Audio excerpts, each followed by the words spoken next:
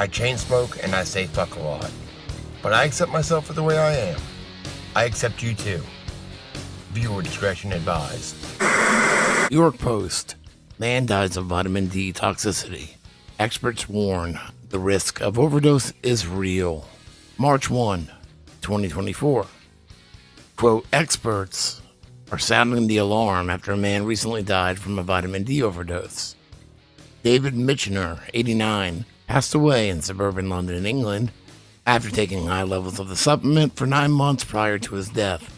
89 years old. He was so young. He had his whole life ahead of him.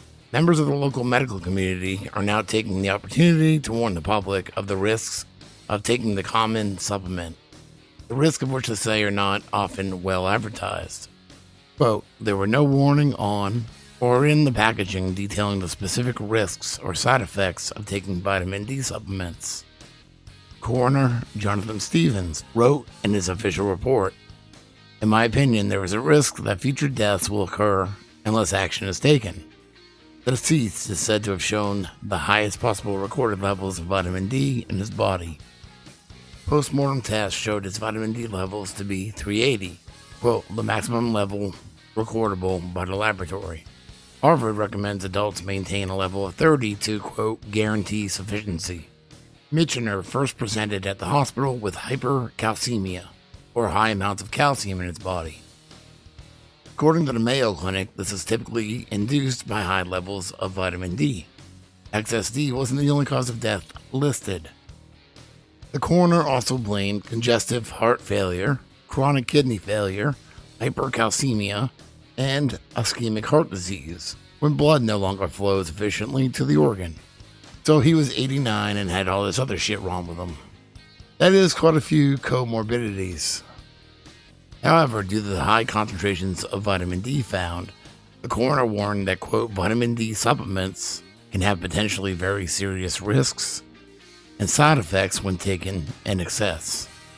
Obviously, this is not the best anecdotal evidence, but it is in the mainstream at the moment.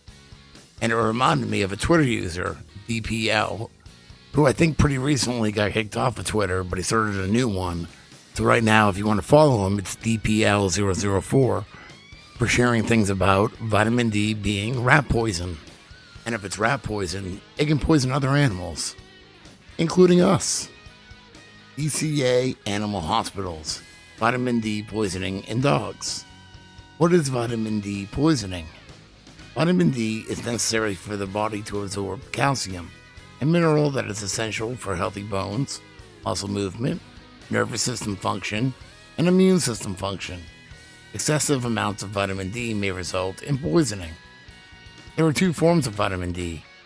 Plants, fungi, and yeast produce vitamin D2, ergocalciferol, and vitamin D3, cholecalciferol, is produced by animals. Poisoning commonly occurs when pets ingest rodenticides, rat and mouse poisons, or supplements containing either form of vitamin D. People's Pharmacy, February 4, 2019. Is vitamin D3 really a mouse and rat poison? Vitamin D3 as mouse and rat poison. Cholecalciferol, vitamin D3, has been used for decades.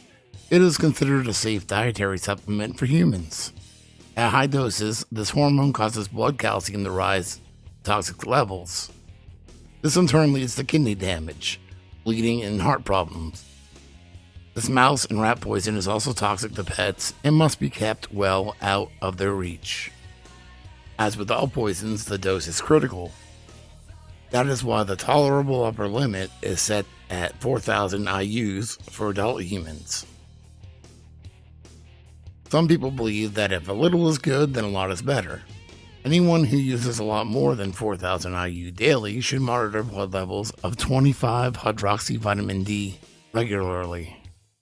If this fat-soluble vitamin builds up in the body to toxic levels, it could lead to hypercalcemia. So vitamin D3, which is sold as supplements for humans to take, is used as rat poison. The argument for it is that rats and mice are different than us, and of course, obviously, it would take a lot more to harm us than it would them. But my question to all that would be, Why do they use rats and mice mostly to test medicines mostly to test medicines that are made for humans to see if they're safe? And here's the answer. Why do we experiment on rats and mice for human research? It's not a matter of what is being experimented, but it's why researchers specifically chose rats and mice in labs over anything else. ABC 10, December 19, 2016. Researchers study rats and mice because they are very similar to people genetically, according to the Foundation for Biomedical Research. About 95% of all lab animals are rats and mice bred specifically for research. Many symptoms of human conditions can be replicated through rats and mice. So I don't know. I'm not telling anybody not to take it, and I'm not telling anybody to take it. I live at the beach in South Carolina. Why the fuck do I care? That's pretty fucked up. Fucking stoned.